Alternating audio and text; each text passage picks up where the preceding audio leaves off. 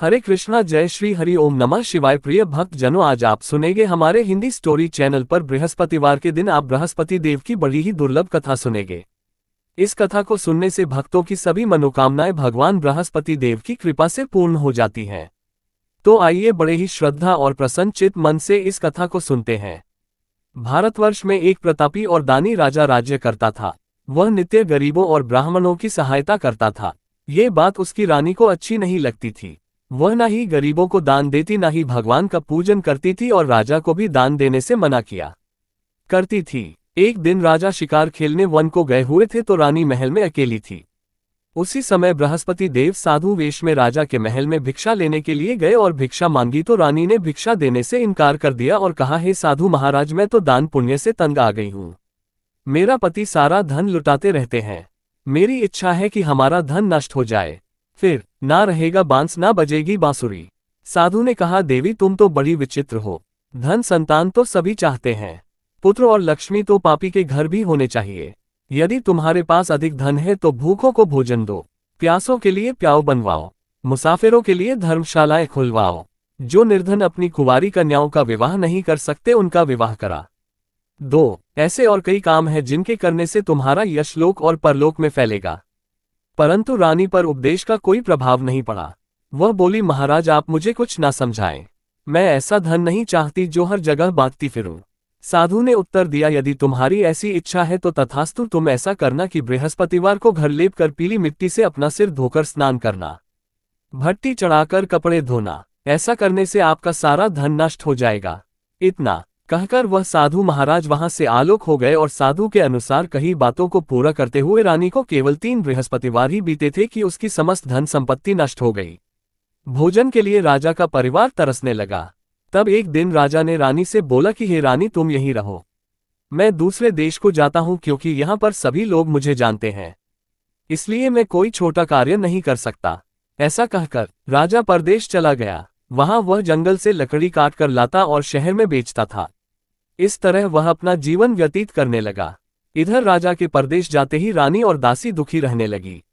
एक बार जब रानी और दासी को 7 दिन तक बिना भोजन के रहना पड़ा तो रानी ने अपनी दासी से कहा, हे दासी, पास ही के नगर में मेरी बहन रहती है, वह बड़ी धनवान है, तू उसके पास जा और कुछ लेकर आ ताकि थोड़ा बहुत गुजार बसर हो सके। रानी दासी की बहन के पास गई।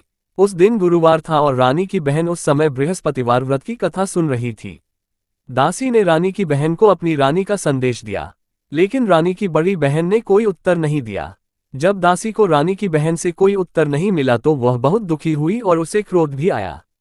दासी ने वापस आकर रानी को सारी बात बता दी। सुनकर रानी ने अपने भाग्य को कोसा। उधर रानी की बहन ने सोचा कि मेरी बहन की दासी आई थी, परंतु मैं उससे नहीं बोली, इससे वह बहुत दुखी हुई होगी। कथा सुनकर और पूजन समाप्त करके वह अपनी बहन के घर आए और कहने लगी, हे बहन, मैं बृहस्पतिवार का व्रत कर रही थी। तुम्हारी दासी मेरे घर आई थी, परंतु जब तक कथा होती है तब तक ना तो उठते हैं और ना ही बोलते हैं, इसलिए मैं नहीं बोली। कहो दासी क्यों गई थी? रानी बोली, बहन तुमसे क्या छिपाऊं, हमारे घर में खाने तक को अनाज नहीं था। ऐसा कहते कहते रानी की आंखें भर आए। उसने दासी समेत पिछले 7 दिनों से भूखे रहने तक की बात अपनी बहन को विस्तार पूर्वक सुना दी। रानी की बहन बोली, देखो बहन, भगवान बृहस्पति सबकी मनोकामना को पूर्ण करते हैं। देखो शायद तुम्हारे घर में अनाज रखा हो। पहले तो रानी को विश्वास नहीं हुआ, पर बहन के आग्रह करने पर उसने अपनी दासी को अंदर भेजा तो उसे सचमुच अनाज से भरा एक घड़ा मिल गया। ये देखकर दासी को बड़ी हैरानी हुई। दासी रानी से कहने लगी, हे रानी, जब हमको भोजन नहीं मिलता तो हम व्रत ही तो करते हैं, इसलिए क्यों ना इनसे व्रत और कथा की विधि पूछ ली जाए ताकि हम भी व्रत कर सकें। तब रानी ने अपनी बहन से बृहस्पतिवार व्रत के बारे में पूछा। उसकी बहन ने बताया, बृहस्पतिवार के व्रत में चने की दाल और मुनक्का से विष्णु भगवान का केले की जड़ में पूजन करें तथा दीपक जलाएं। व्रत कथा सुने और पीला भोजन ही करें, इससे बृहस्पति देव प्रसन्न होते हैं। और व्रत और पूजन विधि बताकर रानी की बहन अपने घर को लौट गई। 7 दिन के बाद जब गुरुवार आया तो रानी और दासी ने व्रत रखा। घुड़साल में जाकर चना और गुड़ लेकर आए, फिर उससे केले की जड़ तथा विष्णु भगवान का पूजन किया। अब पीला भोजन कहां से आए, इस बात को लेकर दोनों बहुत दुखी थी, क्योंकि उन्होंने व्रत रखा था, इसलिए बृहस्पति देव उनसे प्रसन्न थे। इसलिए वे एक साधारण व्यक्ति का रूप धारण करके 2 थालों में सुंदर पीला भोजन दासी को दे गए। भोजन पाकर दासी बहुत प्रसन्न हुई और फिर रानी के साथ मिलकर भोजन ग्रहण किया। उसके बाद वे सभी गुरुवार को व्रत और पूजन करने लगी। बृहस्पति भगवान की कृपा से उनके पास फिर से धन संपत्ति आ गई। परंतु रानी फिर से पहले की तरह आलस्य करने लगी। तब दासी बोली, देखो रानी, तुम पहले भी इस प्रकार आलस्य करती थी। तुम्हें धन रखने में कष्ट होता था, इस कारण सभी धन नष्ट हो गया। और अब जब भगवान बृहस्पति की कृपा से धन मिला है तो तुम्हें फिर से आलस्य होता है। रानी को समझाते हुए दासी कहती है कि बड़ी मुसीबतों के बाद हमने ये धन पाया है, इसलिए हमें दान पुण्य करना चाहिए, भूखे मनुष्यों को भोजन कराना चाहिए और धन को शुभ कार्यों में खर्च करना चाहिए, जिससे तुम्हारे कुल का यश बढ़ेगा, स्वर्ग की प्राप्ति होगी और पितृ प्रसन्न होंगे। दासी की बात मानकर रानी अपना धन शुभ कार्यों में खर्च करने लगी, जिससे पूरे नगर में उसका यश फैलने लगा। उधर एक दिन राजा दुखी होकर जंगल में एक पेड़ के नीचे आसन जमाकर बैठ गया। वह अपनी दशा को याद करके व्याकुल होने लगा। बृहस्पतिवार का दिन था। एकाएक उसने देखा कि निर्जन वन में एक साधु प्रकट हुए। वह साधु वेश में स्वयं बृहस्पति देवता थे। लकड़हारे के सामने आकर बोले, हे लकड़हारे, इस सुनसान जंगल में तू इतना चिंतामग्न क्यों बैठा है? लकड़हारे ने दोनों हाथ जोड़कर प्रणाम किया और उत्तर दिया, महात्मा जी, आप सब कुछ जानते हैं, मैं क्या कहूँ। ये कहकर रोने लगा और साधु को अपनी आत्मकथा सुनाई। महात्मा जी ने कहा, तुम्हारी स्त्री ने बृहस्पतिवार के दिन बृहस्पति भगवान का निरादर किया है, जिसके कारण रुष्ट होकर उन्होंने तुम्हारी ये दशा कर दी। अब तुम चिंता को दूर करके मेरे कहने पर चलो तो तुम्हारे सब कष्ट दूर हो जाएंगे और भगवान पहले से भी अधिक संपत्ति देंगे। तुम बृहस्पति के दिन कथा किया करो। 2 पैसे के चने मुनक्का लाकर उसका प्रसाद बनाओ और शुद्ध जल से लोटे में शक्कर मिलाकर अमृत तैयार करो। कथा के पश्चात अपने सारे परिवार और सुनने वाले प्रेमियों में अमृत व प्रसाद को बांटकर खुद भी ग्रहण करो। ऐसा करने से भगवान तुम्हारी सब मनोकामनाएं पूरी करेंगे। साधु के ऐसे वचन सुनकर लकड़हारा बोला, हे प्रभु, मुझे लकड़ी बेचकर इतना पैसा नहीं मिलता जिससे भोजन के उपरांत कुछ बचा सकूं। मैंने रात्रि में अपनी स्त्री को व्याकुल देखा है। मेरे पास कुछ भी नहीं जिससे मैं उसकी खबर मंगा सकूं। और फिर मैं बृहस्पति देव की क्या कहानी सुनो, मुझको तो कुछ भी मालूम नहीं है। साधु ने कहा, हे लकड़हारी, तुम किसी बात की चिंता मत करो। बृहस्पतिवार के दिन तुम रोजाना की तरह लकड़ियां लेकर शहर को जाओ। तुमको रोज से दुगना धन प्राप्त होगा, जिससे तुम भली भांति भोजन कर लोगे और बृहस्पति देव की पूजा का सामान भी आ जाएगा। बृहस्पति देव की कथा इस प्रकार है, सुनो। प्राचीन काल में एक ब्राह्मण रहता था। वह बहुत निर्धन था। उसकी कोई संतान नहीं थी। उसकी स्त्री बहुत मलिनता के साथ रहती थी। वह स्नान नहीं करती, किसी देवता का पूजन नहीं करती। इससे ब्राह्मण देवता बड़े दुखी थे। बेचारे बहुत कुछ कहते थे किंतु उसका कुछ परिणाम नहीं निकला। भगवान की कृपा से ब्राह्मण की स्त्री के कन्या रूपी रत्न पैदा हुआ। कन्या बड़ी होने पर प्रातः स्नान करके विष्णु भगवान का जाप और बृहस्पतिवार का व्रत करने लगी। अपने पूजन पाठ को समाप्त करके विद्यालय जाती तो अपनी मुट्ठी में जौ भर के ले जाती और पाठशाला के मार्ग में डालती जाती। तब ये जौ स्वर्ण के हो जाते तो लौटते समय उनको बिनकर घर ले आती। एक दिन वह बालिका सूप में उस सोने की जौ को फटक कर साफ कर रही थी कि उसके पिता ने देख लिया और कहा, है बेटी, सोने की जौ के लिए सोने का सूप होना चाहिए। दूसरे दिन बृहस्पतिवार था। इस कन्या ने व्रत रखा और बृहस्पति देव से प्रार्थना करके कहा, मैंने आपकी पूजा सच्चे मन से की है तो मेरे लिए सोने का सुख दे दो। बृहस्पति देव ने उसकी प्रार्थना स्वीकार कर ली। रोजाना की तरह वह कन्या जौ फैलाती हुई जाने लगी। जब लौटकर जौ बिन रही थी तो बृहस्पति देव की कृपा से सोने का सूप मिला। उसे वह घर ले आए और उसमें जौ साफ करने लगी, परंतु उसकी माँ का वही ढंग रहा। एक दिन की बात है कि वह कन्या सोने के सूप में जौ साफ कर रही थी। उस समय उस शहर का राजपुत्र वहां से होकर निकला। इस कन्या के रूप और कार्य को देखकर मोहित हो गया और अपने घर आकर भोजन और जल त्याग कर उदास होकर लेट गया। राजा को इस बात का पता लगा तो अपने प्रधानमंत्री के साथ उसके पास गए और बोले, हे बेटा, तुम्हें किस बात का कष्ट है? किसी ने तुम्हारा अपमान किया है अथवा और कोई कारण हो सो कहो। मैं वही कार्य करूंगा जिससे तुम्हें प्रसन्नता हो। अपने पिता की राजकुमार ने बातें सुनी तो वह बोला, मुझे आपकी कृपा से किसी बात का दुख नहीं है। किसी ने मेरा अपमान नहीं किया है, परंतु मैं उस लड़की से विवाह करना चाहता हूं जो सोने के सूप में जौ साफ कर रही थी। ये सुनकर राजा आश्चर्य में पड़ गया और बोला, हे बेटा, इस तरह की कन्या का पता तुम ही लगाओ। मैं उसके साथ तेरा विवाह अवश्य ही करवा दूंगा। राजकुमार ने उस लड़की के घर का पता बताया। तब मंत्री उस लड़की के घर गए और ब्राह्मण देवता को सभी हाल बताया। ब्राह्मण देवता राजकुमार के साथ अपनी कन्या का विवाह करने के लिए तैयार हो गए तथा विधि विधान के अनुसार ब्राह्मण की कन्या का विवाह राजकुमार के साथ हो गया। कन्या के घर से जाते ही पहले की भांति उस ब्राह्मण देवता के घर में गरीबी का निवास हो गया। अब भोजन के लिए भी अन्न बड़ी मुश्किल से मिलता था। एक दिन दुखी होकर ब्राह्मण देवता अपनी पुत्री के पास गए। बेटी ने पिता की दुखी अवस्था को देखा और अपनी मां का हाल पूछा। तब ब्राह्मण ने भी सभी हाल कहा। कन्या ने बहुत सा धन देकर अपने पिता को विदा कर दिया। इस तरह ब्राह्मण का कुछ समय सुखपूर्वक व्यतीत हुआ। कुछ दिन के बाद फिर वही हाल हो गया।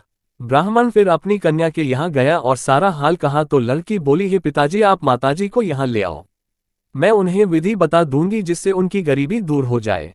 वह ब्राह्मण देवता अपनी स्त्री को साथ लेकर पहुंचे तो अपनी मां को समझाने लगी कि हे मां, तुम प्रातः काल प्रथम स्नान आदि करके विष्णु भगवान का पूजन करो तो सब दरिद्रता दूर हो जाएगी। परंतु उसकी मां ने एक भी बात नहीं मानी और प्रातः काल उठकर अपनी पुत्री के बच्चों की झूठन को खा लिया। इससे उसकी पुत्री को भी बहुत गुस्सा आया। उसने एक रात को एक कोठरी से सारा सामान निकाल दिया और अपनी मां को उसने बंद कर दिया। प्रातः उसमें से उसे निकाला तो स्नान आदि करा के पूजा पाठ करवाया तो उसकी मां की बुद्धि ठीक हो गई। इसके बाद वह नियम से पूजा पाठ करती और प्रत्येक बृहस्पतिवार को व्रत रखने लगी। इस व्रत के प्रभाव से उसकी माता और पिता बहुत ही धनवान और पुत्रवान हो गए और बृहस्पति देवता के प्रभाव से इस लोक के सुख को भोग कर अंत में स्वर्ग को प्राप्त हुए। इस तरह कहानी कहकर साधु देवता वहां से अंतर्ध्यान हो गए। धीरे धीरे समय व्यतीत होने पर फिर वही बृहस्पतिवार का दिन आया। लकड़हारा जंगल से लकड़ी काटकर किसी शहर में बेचने गया। उसे उस दिन और दिन से अधिक पैसा मिला। राजा ने चना गुड़ आदि लाकर गुरुवार का व्रत किया। उस दिन से उसके सभी क्लेश दूर हो गए। परंतु जब दोबारा गुरुवार का दिन आया तो बृहस्पतिवार का व्रत करना भूल गया। इस कारण बृहस्पति भगवान नाराज हो गए। उस दिन उस नगर के राजा ने विशाल यज्ञ का आयोजन किया था तथा शहर में ये घोषणा करा दी कि कोई भी मनुष्य अपने घर में भोजन न बनवाए न आग जलाए। समस्त जनता मेरे यहाँ भोजन करने आए। इस आज्ञा को जो न मानेगा उसे फांसी की सजा दी जाएगी। इस तरह की घोषणा संपूर्ण नगर में करवा दी गई। राजा की आज्ञा के अनुसार शहर के सभी लोग भोजन करने गए, लेकिन लकड़हारा कुछ देर से पहुंचा। इसलिए राजा उसको अपने साथ घर ले गए और ले जाकर भोजन करा रहे थे तो रानी की दृष्टि उस खूंटी पर पड़ी जिस पर उसका हार लटका हुआ था। वह वहां पर दिखाई नहीं दिया। रानी ने निश्चय किया कि मेरा हार इस मनुष्य ने चुरा लिया है। उसी समय सिपाहियों को बुलाकर उसको कारागार में डलवा दिया। जब लकड़हारा कारागार में पड़ गया और बहुत दुखी होकर विचार करने लगा कि न जाने कौन से पूर्व जन्म के कर्म से मुझे ये दुख प्राप्त हुआ है, और उसी साधु को याद करने लगा जो कि जंगल में मिला था। उसी समय तत्काल बृहस्पति देव साधु के रूप में प्रकट हुए और उसकी दशा को देखकर कहने लगे, अरे मूर्ख, तूने बृहस्पति देव की कथा नहीं करी, इस कारण तुझे दुख प्राप्त हुआ है। अब चिंता मत कर, बृहस्पतिवार के दिन कारागार के दरवाजे पर 4 पैसे पड़े मिलेंगे। उनसे तू बृहस्पति देव की पूजा करना, तेरे सभी कष्ट दूर हो जाएंगे। बृहस्पतिवार के दिन उसे 4 पैसे मिले। लकड़हारे ने कथा कही। उसी रात्रि को बृहस्पति देव ने उस नगर के राजा को स्वप्न में कहा, हे राजा, तुमने जिस आदमी को कारागार में बंद कर दिया है वह निर्दोष है। वह राजा है, उसे छोड़ देना। रानी का हार उसी खूंटी पर लटका है। अगर तू ऐसा नहीं करेगा तो मैं तेरे राज्य को नष्ट कर दूंगा। इस तरह रात्रि के स्वप्न को देखकर राजा प्रातःकाल उठा और खूंटी पर हार देखकर लकड़हारे को बुलाकर क्षमा मांगी और लकड़हारे को योग्य सुंदर वस्त्र आभूषण देकर विदा कर दिया। बृहस्पति देव की आज्ञा के अनुसार लकड़हारा अपने नगर को चल दिया। राजा जब अपने नगर के निकट पहुंचा तो उसे बड़ा आश्चर्य हुआ। नगर में पहले से अधिक बाग, तालाब, कुएं तथा बहुत सी धर्मशाला, मंदिर आदि बन गई हैं। राजा ने पूछा, ये किसका बाग और धर्मशाला है? तब नगर के सब लोग कहने लगे, ये सब रानी और बंदी के हैं। तो राजा को आश्चर्य हुआ और गुस्सा भी आया। जब रानी ने ये खबर सुनी कि राजा आ रहे हैं तो उन्होंने दासी से कहा, हे दासी, देख राजा हमको कितनी बुरी हालत में छोड़ गए थे। हमारी ऐसी हालत देखकर वह लौट ना जाए, इसलिए तू दरवाजे पर खड़ी हो जा। आज्ञा के अनुसार दासी दरवाजे पर खड़ी हो गई। राजा आए तो उन्हें अपने साथ लेकर आए। तब राजा ने क्रोध करके अपनी रानी से पूछा कि यह धन तुम्हें कैसे प्राप्त हुआ है? तब उन्होंने कहा, हमें ये सब धन बृहस्पति देव के इस व्रत के प्रभाव से प्राप्त हुआ है। राजा ने निश्चय किया कि 7 रोज बाद तो सभी बृहस्पति देव का पूजन करते हैं। परंतु मैं प्रतिदिन दिन में 3 बार कहानी और रोज व्रत किया करूंगा। अब हर समय राजा के दुपट्टे में चने की दाल बंधी रहती और दिन में 3 बार कहानी कहते। एक रोज राजा ने विचार किया कि चलो अपनी बहन के यहाँ हो आवे। इस तरह निश्चय करके राजा घोड़े पर सवार होकर अपनी बहन के यहाँ को चलने लगा। मार्ग में उसने देखा कि कुछ आदमी एक मुर्दे को लिए जा रहे हैं। उन्हें रोक कर राजा कहने लगा, अरे भाइयों, मेरी बृहस्पति देव की कथा सुन लो। वे बोले, लो, हमारा तो आदमी मर गया है, इसको अपनी कथा की पड़ी है। परंतु कुछ आदमी बोले, अच्छा कहो, हम तुम्हारी कथा भी सुनेंगे।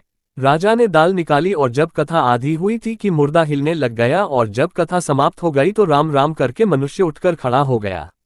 आगे मार्ग में उसे किसान खेत में हल चलाता मिला तो राजा ने उसे देखकर बोला, अरे भैया, तुम मेरी बृहस्पतिवार की कथा सुन लो। किसान बोला, जब तक मैं तेरी कथा सुनूंगा तब तक 4 हरया जोत लूंगा, जा अपनी कथा किसी और को सुनाना। इस तरह राजा आगे चलने लगा।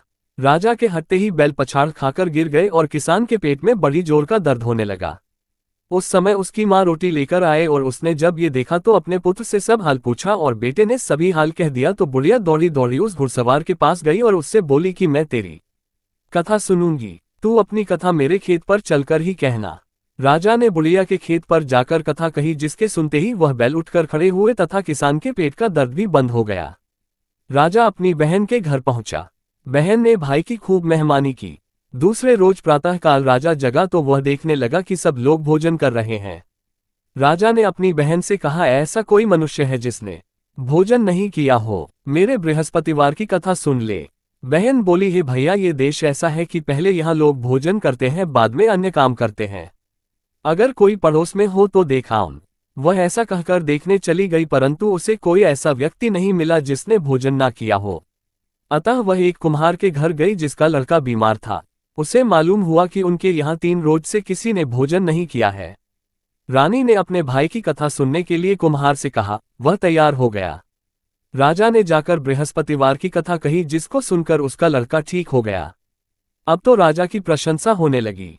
एक रोज राजा ने अपनी बहन से कहा कि हे बहन, हम अपने घर को जाएंगे, तुम भी तैयार हो जाओ। राजा की बहन ने अपनी सास से कहा तो सास ने कहा, हाँ चली जा, परंतु अपने लड़कों को मत ले जाना क्योंकि तेरे भाई की कोई औलाद नहीं है।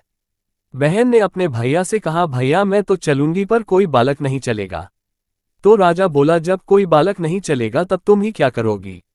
बड़े दुखी मन से राजा अपने नगर को लौट आया। राजा ने अपनी रानी से कहा, हम निर्वंशी हैं, हमारा मुंह देखने का धर्म नहीं है और कुछ भोजन आदि नहीं किया है। रानी बोली, हे प्रभु, बृहस्पति देव ने हमें सब कुछ दिया है, वह हमें औलाद अवश्य देंगे। उसी रात को बृहस्पति देव ने राजा से स्वप्न में कहा, हे राजा, उठो, सभी सोच त्याग दो, तेरी रानी गर्भ से है। राजा को ये बात सुनकर बड़ी खुशी हुई। 9वें महीने में उसके गर्भ से एक सुंदर पुत्र पैदा हुआ। तब राजा बोला, हे रानी, स्त्री बिना भोजन के रह सकती है पर बिना कहे नहीं रह सकती। जब मेरी बहन आएगी तुम उससे कुछ मत कहना। रानी ने सुनकर हाँ कर दिया। जब राजा की बहन ने ये शुभ समाचार सुना तो वह बहुत खुश हुई और बधाई लेकर अपने भाई के यहाँ आए।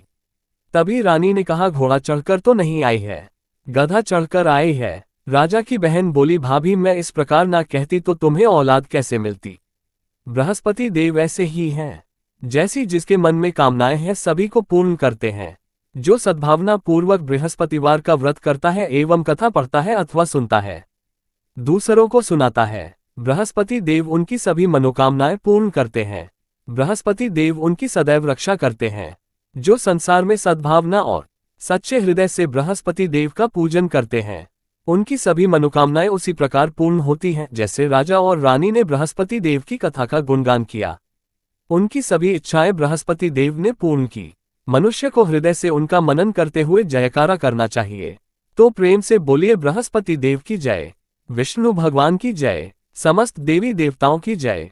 अब आप भगवान बृहस्पति देव की आरती श्रवण कीजिए। ओम जय बृहस्पति देवा, ओम जय बृहस्पति देवा। छिन छिन भोग लगाऊं कदली फल मेवा।